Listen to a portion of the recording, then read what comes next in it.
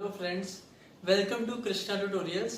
आज की हमारी वीडियो बहुत बहुत ज़्यादा इंपॉर्टेंट होने वाली है +2 के बच्चों के लिए। इसमें हमने एडमिशन ऑफ अ पार्टनर के कुछ रहस्य जानने हैं। हमने जाना है reason behind writing off old goodwill, जिसको हम सेल्फ रिलेटेड गुडविल भी बोलते हैं, and distributing new goodwill in gaining and sacrificing ratio. हम सबको कहीं ना कहीं से हमने सुना है कि ओल्ड गुडविल के साथ क्या करते हैं, न्यू गुडविल के साथ क्या करते हैं, पर उसको क्यों करते हैं। हम ये भी सीखेंगे उसका क्या करते हैं ट्रीटमेंट, पर ये जानेंगे उसको क्यों करते हैं, क्योंकि ये जानना बहुत जरूरी है। अगर ये ना पता हो एंड तक कंफ्यूजन रहती है और कंसेप्ट क्लियर नहीं होता। तो आई विल रिक्वेस्ट यू, ये वीडियो थोड़ी सी लंबी होने वाली है, इसको पूरा देखना, इसको पूरा जरूर देखना। आपने ऐसी कोई चीज पहले नहीं देखी होगी और ये आपको जरूर मदद करेगी। अभी ना ये सारी चीज समझने के लिए आपको मैं एक छोटा सा क्वेश्चन दिखाने लगा हूं, वो क्वेश्चन देख लो, फिर उसी के आंसर में आज की वीडियो में सिर्फ ये 2 चीजें हम आपको दिखाएंगे। Thank you. अब क्वेश्चन देखो। अब देखो यहाँ पर कह रहे हैं A B C are partners sharing profits equally. मतलब ये 3 पार्टनर्स हैं जो पहले से इक्वली बिजनेस कर रहे हैं। They admitted D into the partnership for 1/4 share. सबसे पहले तो हमें देखना पड़ेगा कि 3 पार्टनर्स हैं, उनकी पुरानी रेशो है इक्वल, मतलब 1:1:1, और नया पार्टनर आया जिसको हम टोटल शेयर देंगे 1/4। अब देखो कह रहे हैं balance sheet as at that date. उस दिन की बैलेंस शीट में क्या है, लाइबिलिटी साइड पे पुराने पार्टनर्स ए बी सी जो पहले से हैं उनकी कैपिटल्स हैं, क्रेडिटर्स हैं, जनरल रिजर्व है, एम्प्लॉयज़ प्रोविडेंट फंड है। एसेट साइड पे आओ, हमारे मतलब की चीज़ सबसे ऊपर दी हुई है गुडविल। ये गुडविल बैलेंस शीट में एसेट साइड पे दी हुई है, नोट करना। उसके बाद बिल्डिंग है, फर्नीचर है, कैश, डेटर्स, ठीक ठीक है। नीचे देखो एडजस्टमेंट में क्या कह रहे हैं। Number 1, on the date of admission, D was to bring rupees 50,000 as his capital along with his share of goodwill in cash। मतलब D जो नया पार्टनर है, अगर वो पार्टनर नया है तो वो भी तो कुछ कैपिटल लेके आएगा। वो जितनी कैपिटल लेके आएगा वो है 50,000, और साथ में लेके आएगा अपना share of goodwill, his share of goodwill in cash.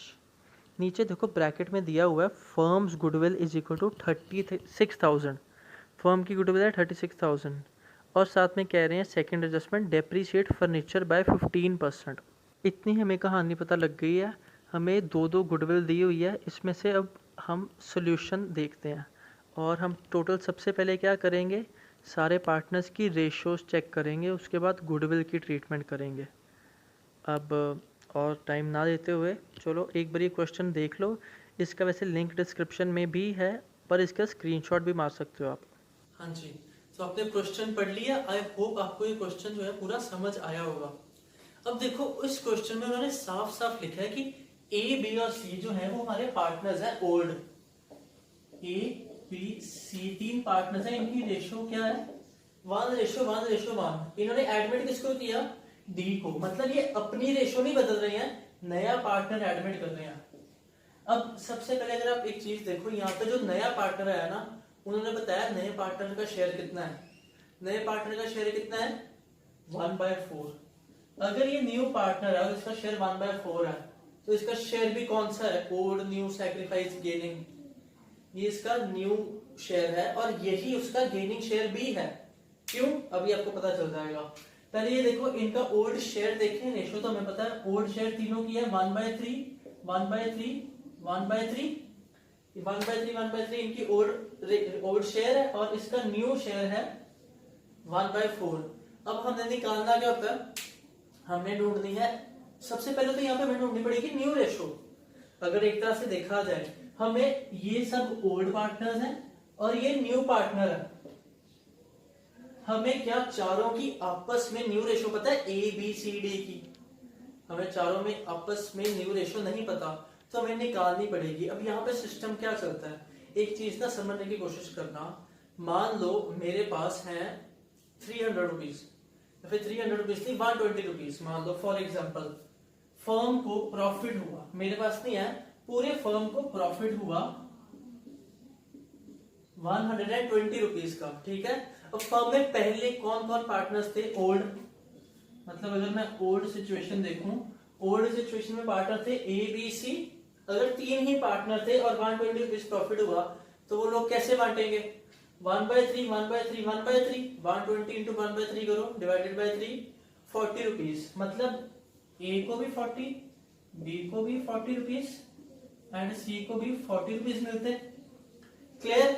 अब इसी सिचुएशन में मान लो प्रॉफिट जो है फर्म का वो 120 रुपीज ही आया है, 120 ही है फर्म का प्रॉफिट, बट हमने देखनी है न्यू सिचुएशन। अब न्यू सिचुएशन में पार्टनर कौन है? ए बी सी तो पहले से थे, पर साथ में कौन ऐड हो गया? डी। अब मुझे बताओ न्यू रेशो में किसकी पता है? ए बी सी की न्यू रेशो पता है? नहीं। उनका न्यू शेयर पता है? नहीं। कैसे करेंगे? डी का न्यू शेयर पता है? हाँ। अब क्या करेंगे? हम सिंपल सा लॉजिक लगाएंगे।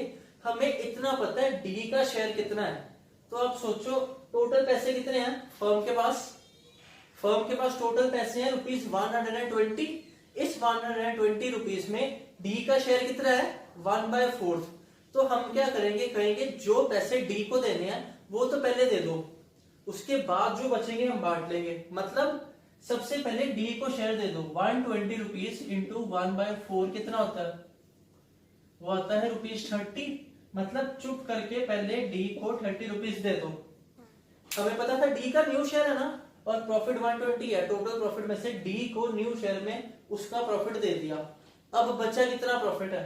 अगर 120 रुपए में से 30 रुपए, 120 में से 30 चले गए, कितने बचे? हमारे पास बच गए 90 रुपीज। अब देखो ए बी सी और डी में से डी को जितने पैसे मिले थे मिल गए हैं, उसके बाद जो बच गए हैं अब ये किस किस ने बांटने? 90 रुपीज ये ए बी और सी ने बांटने हैं आपस में। आपस में इनकी कोई रेशो बदल रही है? कुछ नहीं बोला, मतलब आपस में रेशियो नहीं चेंज कर रहे हैं। मतलब ये 90 रुपीज हम आपस में उनको उसी रेशियो में बांट देंगे। सिंपल सा लॉजिक है। नए को उसका दे दिया, जो बचा हम बांट लेते हैं। तो उसका देने के बाद बचा कितना? 90। अब 90 को कैसे बांटे? फिर से 1/3 1/3 1/3, मतलब इसका करेंगे इंटू 1/3, ये मल्टीप्लाई बाय 1/3। तो 90 इंटू 1/3 भी होता है रुपीज 30। मतलब हमें न्यू शेयर कैसे बांटना है वो भी अपने आप पता चल गया। ये न्यू शेयर निकला है, मैंने आपको अभी इन टर्म्स ऑफ मनी समझाया है। समझ आया क्यों किया हमने ये? आज हमने सिर्फ ये सीखना हर चीज के पीछे रीजन क्या है।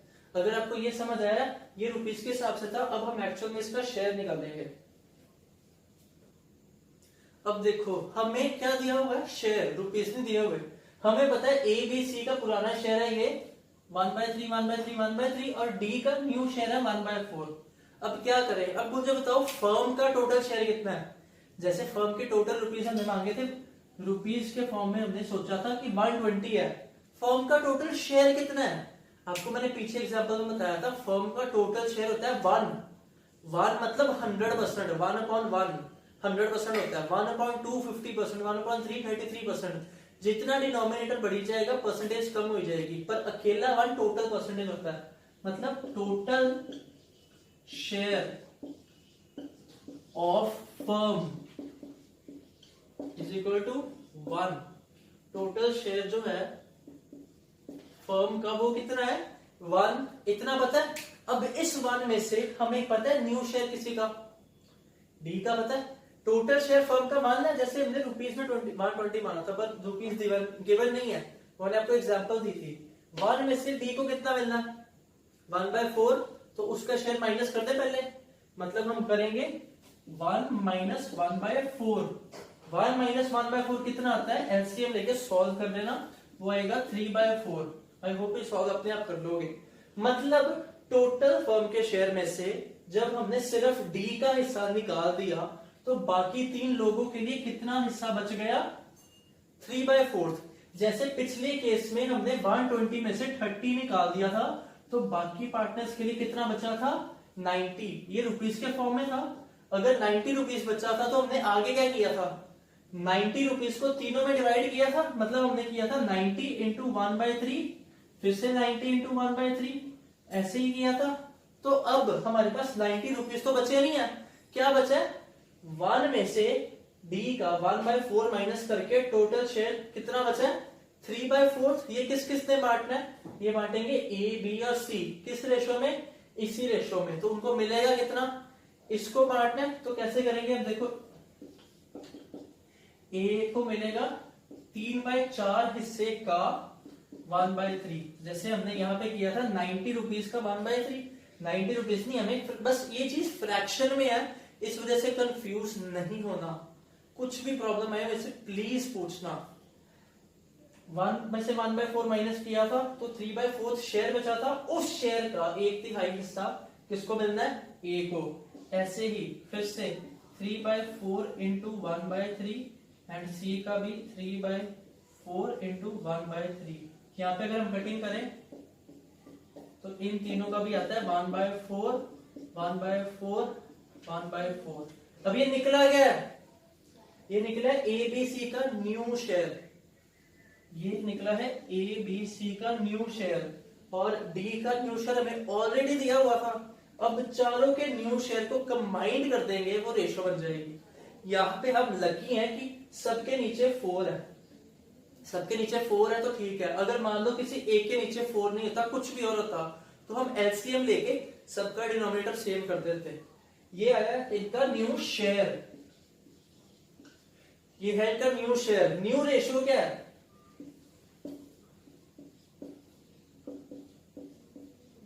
न्यू रेशियो क्या है, ए बी सी की 1 1 1 1, ए बी सी डी की। समझ आया सबको।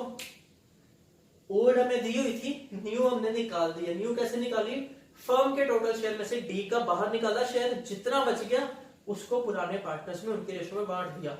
ये निकला है हमारा न्यू शेयर। अब आपके पास ओल्ड शेयर ऑलरेडी गिवन है और न्यू शेयर भी ऑलरेडी गिवन है, तो ओल्ड माइनस न्यू करके मुझे बताओ कि इसका आंसर क्या आता है। मतलब हमने ढूंढना क्या है, सैक्रिफाइस और गेन ढूंढना है चारों का, ए बी सी और डी का। अगर आप सोचो डी का ओल्ड शेयर नहीं दिया हुआ, डी का ओल्ड शेयर है, हो ही नहीं सकता, डी ओल्ड पार्टनर था नहीं, तो डी के ओल्ड शेयर को क्या मानोगे, 0। तो 0 में से 1/4 माइनस करोगे, आप करोगे 0 माइनस 1/4, वो क्या आएगा आंसर, वो आंसर भी आएगा -1/4। मतलब सीधा सीधा डी का आंसर -1/4 आ रहा है, तो डी को क्या हो रहा है, गेन।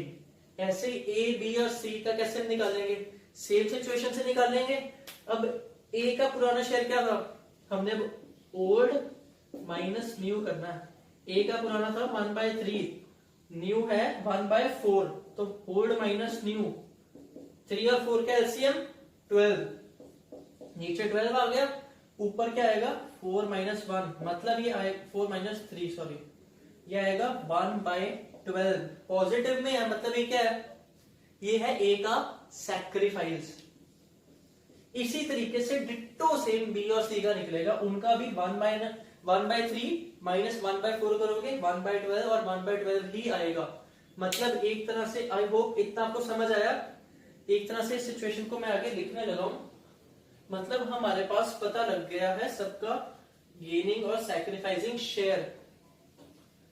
हम यहां पे अब कह सकते हैं कि A's sacrifice is equal to 1/12, B का भी सैक्रिफाइस कितना है 1/12, सी का भी सैक्रिफाइस कितना है 1/12, पर डी का क्या था नेगेटिव में, मतलब डी का गेन कितना है 1/4। ये पहली बात, ये तीनों क्या है सैक्रिफाइसर, ये कौन है गेनर। वैसे ऐसा वर्ड होता भी है कि पता नहीं, ये तीनों सैक्रिफाइस कर रहे हैं, ये गेन कर रहा है। कुछ अजीब लग रहा है, ये क्या है 12 12 12, ये 4 अच्छा नहीं लग रहा। 4 को 12 बनाने के लिए क्या करेंगे 3 से मल्टीप्लाई करेंगे यार, तो इसको भी 3 से मल्टीप्लाई कर दो। मतलब डी का गेन कितना है, डी का गेन आ गया 3/12। अब एक चीज नोट करो, ये 12 है 3/12, एक चीज नोट करो, इन तीनों का सैक्रिफाइस है, इसका अकेले का गेन है, but total sacrifice total gain के बराबर है। 1/12 प्लस 1/12 प्लस 1/12 एलसीएम सेम है, 1 + 1 + 1 3, मतलब 3/12 टोटल सैक्रिफाइस है और 3/12 ही टोटल गेन है। अब यहाँ पे पॉइंट टू रिमेंबर, बहुत इंपॉर्टेंट पॉइंट, बहुत ध्यान से सुनना। 1/12 ए का क्या है? सैक्रिफाइसिंग शेयर के सैक्रिफाइसिंग रेशो। 1/12 ए का सैक्रिफाइसिंग शेयर है, ये बी का भी सैक्रिफाइसिंग शेयर है, इसका भी सैक्रिफाइसिंग शेयर है, और डी का क्या है? गेनिंग शेयर ही है, इसका गेनिंग शेयर है। इनकी सैक्रिफाइसिंग रेशो क्या है? देखो शेयर है उनका अकेला अकेला, रेशो देखनी है आपस में। अब आपस में अगर इनका डिनोमिनेटर सेम है, जो कि है, तो इस डिनोमिनेटर को इग्नोर कर दो और न्यूमिनेटर पे ध्यान दो। न्यूमिनेटर क्या है? 1 1 1, मतलब ए बी सी की सैक्रिफाइसिंग रेशो भी क्या है? 1:1:1। इनकी sacrificing ratio A B C की सैक्रिफाइसिंग रेशो भी 1:1:1 है, पर इनका शेयर कितना है? 1/12 1/12 1/12। ये चीज का मतलब इंपॉर्टेंस आपको गुडविल में पता चलेगी। यहां तक सब क्लियर है? अगर समझ आया तो ये देखो, old ratio A B C की 1:1 थी, न्यू रेशो हमने निकाली चारों की आई 1/4 1/4 1/4 एंड 1/4। सैक्रिफाइस और गेन भी हमने निकाल दिया। इसको एक बार मैं अच्छे से लिख के दिखा देता हूं, फिर हम आगे का सम करते हैं। हाँ जी, अब देखो ये समरी है, हमारे पास A B C D 4 partners हैं, इनकी ओल्ड रेशो है 1:1, न्यू रेशो 1:1 मतलब 1/4, पहले थी 1/3 ईच। ए बी सी तीनों का सैक्रिफाइस है 1/12 ईच, ए का भी 1/12, बी का भी 1/12, सी का भी 1/12। डी का गेन नेगेटिव में है 1/4, या फिर उसी को हम कह सकते हैं 3/12। डी को गेन है, उसको सैक्रिफाइस हो रहा है। अब देखो क्वेश्चन में आपको दो जगह गुडविल दी हुई है, अगर आपने ध्यान से क्वेश्चन रीड किया हो। पहले तो बैलेंस शीट में एसेट साइड पे पहली चीज ही क्या है? गुडविल। अमाउंट कितनी है? अमाउंट मैं देख रहा था, भूल गई है। अमाउंट बैलेंस शीट में जो गुडविल है उसकी है 60,000। अब मुझे एक चीज बताओ, बैलेंस शीट में गुडविल आती ही क्यों है? गुडविल एसेट है इसलिए आती है, इसलिए एसेट साइड पे ऑब्वियसली। कौन सा एसेट होता है ये? इंटेंजिबल एसेट, सही जाना है। इंटेंजिबल एसेट का मतलब बताना। इंटेंजिबल एसेट मतलब उसको देख सकते हो? नहीं। टच कर सकते हो? नहीं। अब बोलो फील कर सकते हो? फील कैसे करते हो? हाँ, ब्रांड नेम होता है, बड़ी चीज होती है, पर बैलेंस शीट में लिखने का मतलब क्या है? उसकी कुछ ना कुछ वैल्यू होनी चाहिए जो कि कैश में है। मतलब क्या आपके पास गुडविल के पैसे पड़े हुए हैं? नहीं। अब एक चीज ना, 1 मिनट के लिए +1 में जाओ। +1 में जर्नल चैप्टर में ओपनिंग एंट्री डालनी सीखी थी? सीखी तो थी, याद है कि नहीं? देखते हैं। अब एक छोटी सी चीज की जर्नल एंट्री बताना, इससे रिलेट जरूर करोगे आप मान लो मैं कह रहा हूं स्टार्टेड बिजनेस विद कैश, मान लो 10,000, bank 20,000, debtors 10,000 and loan 1 lakh. ऐसी अगर ओपनिंग एंट्री आती थी, इसकी जर्नल एंट्री क्या डालते थे? जो एसेट है उसको डेबिट करेंगे, जो लायबिलिटी है उसको क्रेडिट करेंगे। स्टार्ट किया बिजनेस, कैश एसेट है, बैंक एसेट है, डेटर एसेट है, लोन लायबिलिटी है। मतलब जर्नल एंट्री क्या आनी चाहिए? बोलो बोलो, याद होनी चाहिए आपको। सबसे पहले आएगा कैश अकाउंट डेबिट, देखना इसको, कैश अकाउंट डेबिटेड। दूसरा बैंक भी एसेट है, बैंक अकाउंट डेबिटेड। तीसरा डेटर, वो भी एसेट है, debtor account debited to loan account. अब 2 में क्या जाता है? क्रेडिट वाली चीज, अमाउंट डाल दें 10,000, 20,000, अगेन 10,000 एंड 1 लाख। कुछ ऐसे ही जर्नल एंट्री पास की जाती थी। अब सिर्फ इतनी सी चीज पढ़ के मुझे बताओ, बिजनेस आपको फायदे में लग रहा है कि नुकसान में? मुझे नुकसान में लग रहा है। क्यों? एसेट्स देखो कितने हैं, कैश 10,000 है, बैंक है, डेटर है, पर टोटल एसेट कितने हैं? सिर्फ और सिर्फ 40,000 के, 40,000 ओनली। बट लायबिलिटी कितनी है? लोन कितना है? सामने है 1 लाख।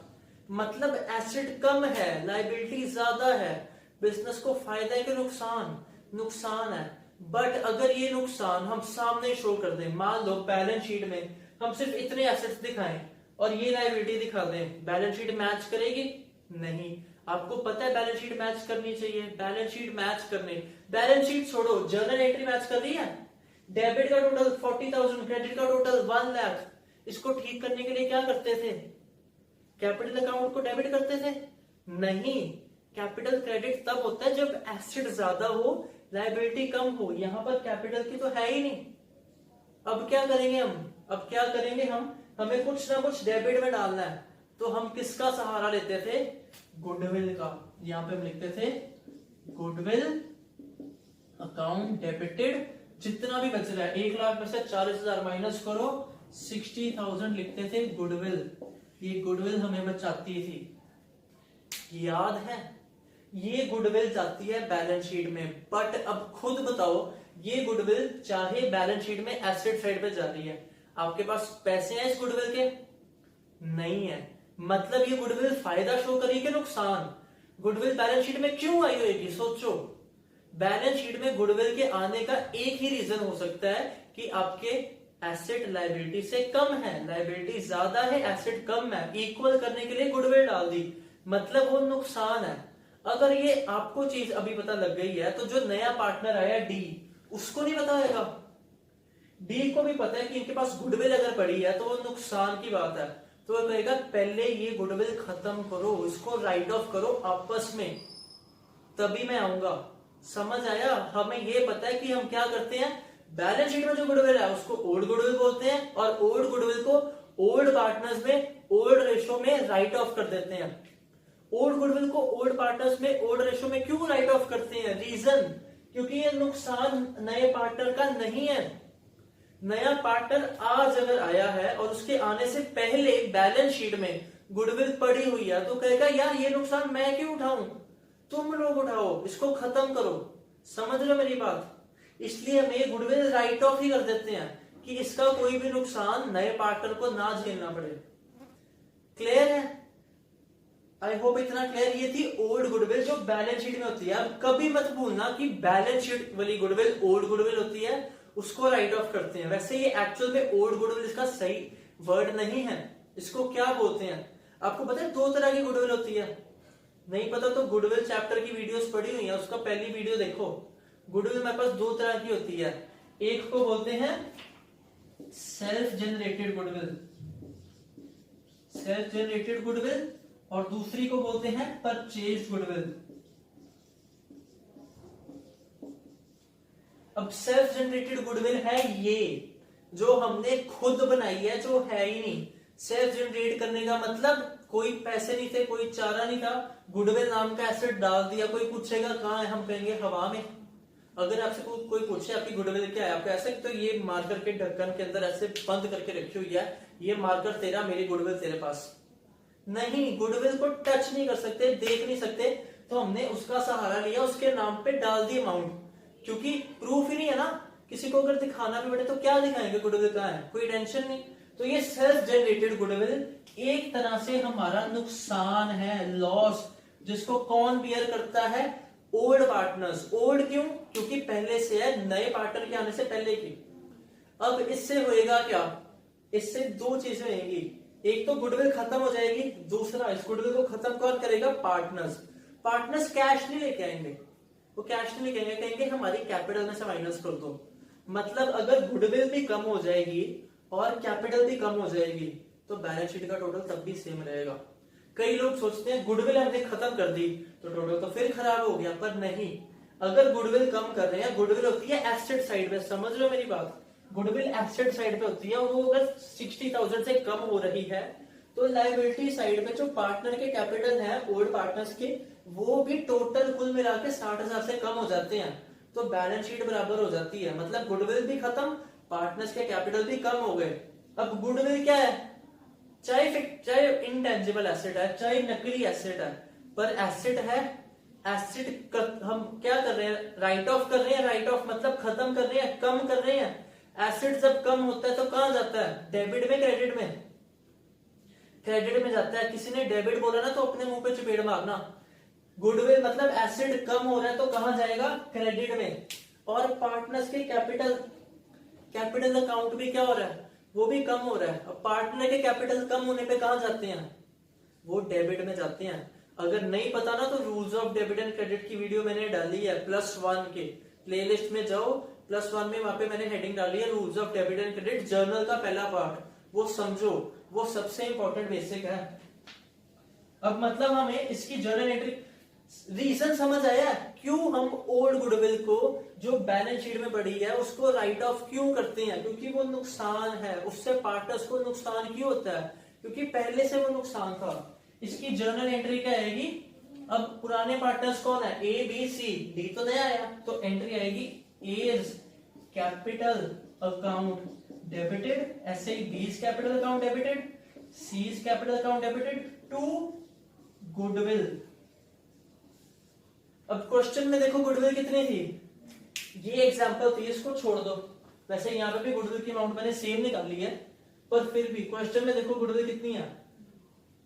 क्वेश्चन का लिंक जो है ना वो नीचे डिस्क्रिप्शन में है, अगर आप चेक करोगे डिस्क्रिप्शन बॉक्स में क्वेश्चन का लिंक है, नहीं तो जो आपको पहले क्वेश्चन आया था उसका आप स्क्रीनशॉट भी मार सकते हो, अगर लिंक खोलने में प्रॉब्लम आ रही है, वो स्क्रीनशॉट मार के किसी और में क्वेश्चन साथ साथ देखते रहो। वो क्वेश्चन में गुडविल थी 60,000 की, मतलब गुडविल के सामने आएगा 60,000 जो खत्म हो रही है।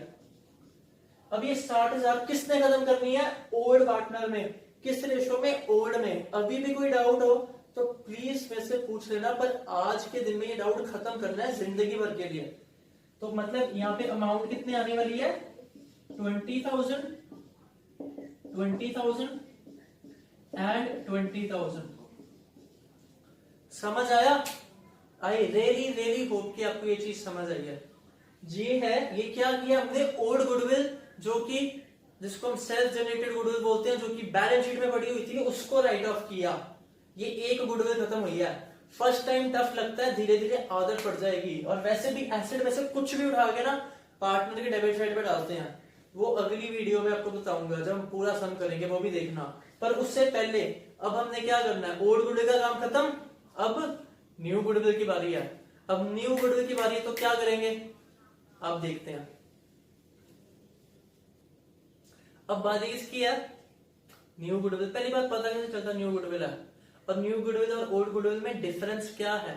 न्यू गुडविल और ओल्ड गुडविल कुछ नहीं होती है, हमने नाम दिए हुए हैं, अच्छी बात है नाम दिए हुए हैं, बात वही है, एक है सेल्फ जनरेटेड गुडविल और एक है परचेज गुडविल।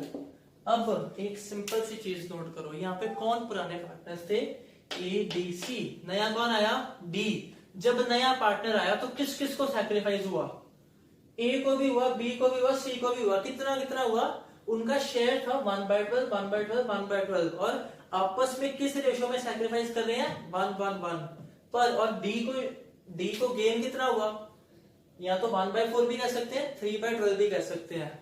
मतलब एक तरह से मान लो आप, आपके दो फ्रेंड्स पार्टनर हैं, मैं आ जाऊं और आपको बोलूं मैं आपके बिजनेस में काम करूंगा, मुझे अपना शेयर दो, सब लोग अपने अपने में से थोड़ा थोड़ा हिस्सा मुझे दो, आप मुझे फ्री में दे दोगे अपना शेयर, फ्री में मैं अपना मार्कर ना दूं आपको, वैसे मार्कर चलो दे भी दूं, बट कोई भी बंदा फ्री में किसी को कुछ देता है नहीं, अपने बिजनेस का प्रॉफिट का शेयर मुझे क्यों दोगे, फ्री में नहीं दोगे। आप क्या बोलोगे, भाई साहब अपना काम कर लो, वखरा कर लो। मैं कहूंगा यार मैं अपना काम वखरा नहीं कर सकता, आप लोग इतना अच्छा काम कर रहे हो, मैं आपके साथ ही काम करूंगा। तो मैं पहली बात आपके साथ क्यों काम करना चाहता हूं, क्योंकि आपकी रेपुटेशन अच्छी है, गुडविल अच्छी है।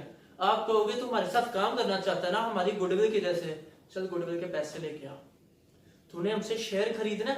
अब मुझे एक सिंपल सी चीज बताओ, शेयर अगर मैं आपसे आपके प्रॉफिट में हिस्सा खरीदूंगा, हिस्सा कैसे दोगे, क्या मतलब अगर मेरे पास डाइनिंग टेबल में 8 कुर्सियां हैं, 2 कुर्सियां दे दोगे, ये हिस्सा तेरा हो गया, हिस्सा कैसे दोगे, हिस्सा भी क्या टेंजिबल चीज है, नहीं। तो उसके लिए हम फिर से यूज किसको करेंगे, हिस्सा, मतलब शेयर भी इंटेंजिबल है, उसके लिए हम यूज भी करेंगे इंटेंजिबल एसेट गुडविल को। अब ये जो चीज है, अब है हमारी परचेज गुडविल, इसकी जर्नल एंट्री हम पास कर सकते हैं, पर इसको तब भी बैलेंस शीट में नहीं दिखाएंगे, इसको हम ट्रांजैक्शन करेंगे, अकाउंट्स में डालेंगे। अब क्या होगा, मैं मतलब डी जो नया पार्टनर आया, जो गेन कर रहा है, आपसे आपका शेयर मांग रहा है, वो आपको पैसे देगा, क्यों, आपका शेयर मैं खरीद रहा हूं, ये याद रखना, जो गेनिंग पार्टनर होता है, जिसको गेन हुआ है, वो पैसे पे करेगा। अब सोचो, उसको तो फायदा है, वो क्यों पे करेगा? इसलिए तो पे करेगा। वो क्यों? वो आपसे आपका शेयर खरीद रहा है, तो आपको पैसे पे करेगा। किस चीज के? गुडविल के। और आप लोग अपना हिस्सा उसको दे रहे हो, तो उससे पैसे लोगे उसके बदले। अब न्यू गुडविल कितनी है? न्यू गुडविल कैसे पता चला? देखो नीचे उन्होंने लिखा हुआ है, ऑन दैट डेट ही brought 50,000 as capital and his share of goodwill. और इस हिज शेयर ऑफ गुडविल, और साथ में लिखा है फर्म्स गुडविल इज 36,000, मतलब firm goodwill calculated for this purpose, ये भी लिखा है। ये लाइन नहीं भी लिखी होती तब भी ठीक था, पर इस पर्पस के लिए, किस पर्पस के लिए? नए पार्टनर की वजह से जो न्यू गुडविल फर्म की निकाली गई है, वो कितनी है? 36,000। अब ये 36,000 किसकी गुडविल है? ए की, बी की, सी की, डी की? चारों की नहीं, किसकी? फर्म की। फर्म मतलब ये है टोटल गुडविल। फर्म का शेयर कितना होता है? टोटल 1। पर नया पार्टनर कितना शेयर लेके आएगा? सारा लेके आएगा। वो कहेगा पूरे फर्म का हिस्सा 36,000 है, पर मेरा हिस्सा कितना है फर्म में? फर्म में मेरा हिस्सा तो सिर्फ 1/4 है ना, तो मैं 1/4 पैसे दूंगा, मैं क्यों पूरे पैसे दूं? मैंने कहा ठीक है, तो 1/4 लेके आ। मतलब गेनिंग पार्टनर अपना शेयर लेके आता है, brings his share of goodwill. यहां पे क्वेश्चन में आपको दिया हुआ है फर्म गुडविल, कभी कभी सीधा इसका गुडविल दी होती है, वो बाद में डिस्कस करेंगे। इसका शेयर कितना है? 1/4। 36,000 मल्टीप्लाई बाय 1/4 मतलब 9,000। मतलब D will bring 9,000 rupees. Clear? ये पैसे किसको मिलेंगे? पहले सिर्फ आपको मैं अमाउंट बता देता हूं, फिर इसकी एंट्री करेंगे। ये पैसे मिलने किसको है? ए बी सी को। ठीक है, ए बी सी को कितने पैसे मिलने हैं? टोटल 9,000। टोटल 9 के टोटल 36, टोटल 9। टोटल फर्म की गुडविल 36 है, पर डी लेके कितनी आया? 9। तो जितनी वो लेके आया उसी को बांटेंगे। अब इसको बांटेंगे किस चीज में? अब बड़े ध्यान से देखना, कैलकुलेशन पार्ट। कैलकुलेशन पार्ट दो चीजों से हो सकता है। एक हमें दिया इनका सैक्रिफाइसिंग शेयर। सैक्रिफाइसिंग शेयर इनका है 1/12, और इनकी सैक्रिफाइसिंग रेशियो क्या थी? वो थी 1:1:1। कैसे था? 1/12 1/12 1/12। मैंने बोला 12 छोड़ दो। सैक्रिफाइसिंग मतलब किस रेशियो में सैक्रिफाइस कर रहे हैं? 1:1:1। शेयर 1/12 है। जो शेयर होता है वो पूरे फर्म का होता है। मतलब अगर आप पूरी फर्म की गुडविल कितनी है? पूरे फर्म की गुडविल है 36,000। अगर आप पूरे फर्म में से इनका अकेले का शेयर निकालो, तो इनके शेयर से मल्टीप्लाई करेंगे। मतलब करो 36,000 इंटू 1/12, वो कितना आएगा? वो आएगा 3,000। मतलब ए को भी, बी को भी और सी को भी कितने कितने पैसे मिलने चाहिए? 3,000। पर अगर हमने 9,000 से निकालनी, फिर कैसे निकालेंगे? 9,000 पूरे फर्म की गुडविल नहीं है।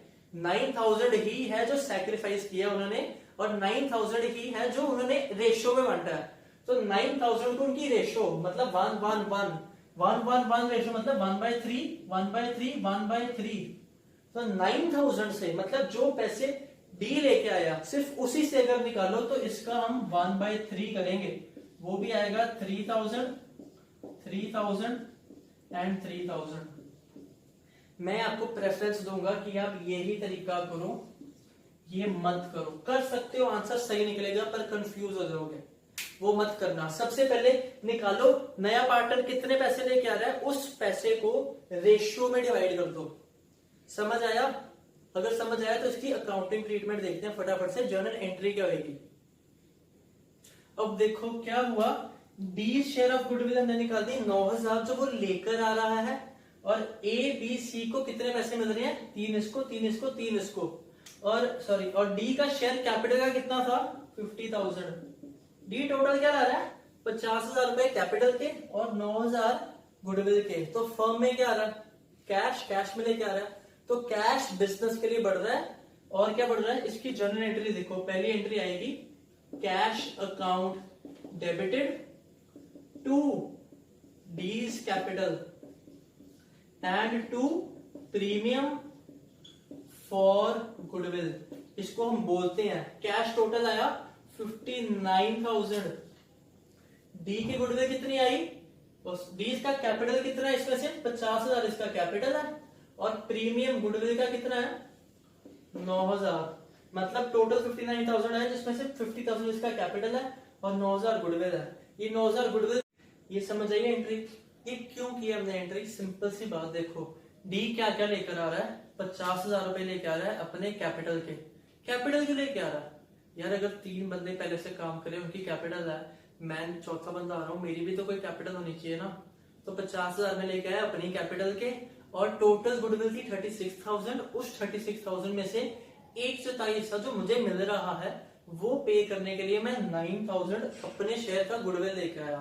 तो टोटल बिजनेस के लिए 59,000 कैश आ रहा है जिसमें से 50,000 मेरा कैपिटल इंक्रीज कर गया और 9,000 है गुडविल का प्रीमियम। इसकी नरेशन क्या आएगी मैं नहीं बताऊंगा, वो आप लोग मुझे बताना कमेंट बॉक्स में नरेशन क्या आएगी। और अब नेक्स्ट एंट्री होगी, जो ये पैसे आए हैं ये किसको मिलने हैं, किसके लिए आए, किसके लिए पैसे, बिजनेस के लिए नहीं आए, ये पैसे आए हैं ABC को देने के लिए क्योंकि उनसे उनका शेयर खरीद रहा हूं मैं। तो यही प्रीमियम फॉर गुडविल जो यहाँ पे क्रेडिट हुआ है, अब भाई साहब ये डेबिट होंगे। तो आएगा यहाँ पर premium for goodwill account debited to A's capital to B's capital to C's capital. Premium for goodwill पूरा कितना है 9,000, मिलना कितना कितना है इनको, 3A को, 3B को और 3C को। यहां पर हमारा न्यू और ओल्ड गुडविल का कंसेप्ट खत्म हुआ है। ये एंट्री आप सोच रहे होगे पिछले चैप्टर में ऐसे नहीं होती थी, क्यों, पिछले चैप्टर में नया पार्टनर नहीं आ रहा था। पिछले चैप्टर में अपने change in profit sharing ratio में एंट्री सीखी थी gaining partner account debited to sacrificing partner.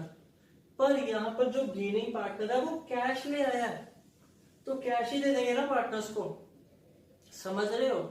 तो इसकी एंट्री आई पहले cash account debited to D's capital. ये प्रीमियम फॉर गुडविल बस एक्स्ट्रा नाम है, ये एक बार ही क्रेडिट होना है और एक बार ही डेबिट होना है। और आपको पता है कोई भी चीज क्रेडिट भी हो जाए डेबिट भी हो जाए उसका नेट इफेक्ट ही 0 हो जाता है। तो अल्टीमेटली ये जो कैश आया था 59, 50 चले गया इसके कैपिटल में और 3 चले गया इन तीनों के कैपिटल में। आई होप ये चीज आपको समझ आई है। ये समझ आया ओल्ड और न्यू गुडविल का कंसेप्ट। ये एक्चुअल में परचेज गुडविल है, बैलेंस शीट में ये भी नहीं आने वाली। वैसे तो आपको इस साल बैलेंस शीट ही नहीं आने वाली, फिर भी ना एक बार आप समझ लेना बैलेंस शीट बनाते कैसे हैं, ओवरऑल जरूरी नहीं है। आज की वीडियो यहीं पे खत्म करेंगे, ये वाला सम हम फिर कभी कंटिन्यू कर लेंगे, कोई टेंशन नहीं। आई होप आपको यहां तक क्लियर है, ठीक है। Thank you.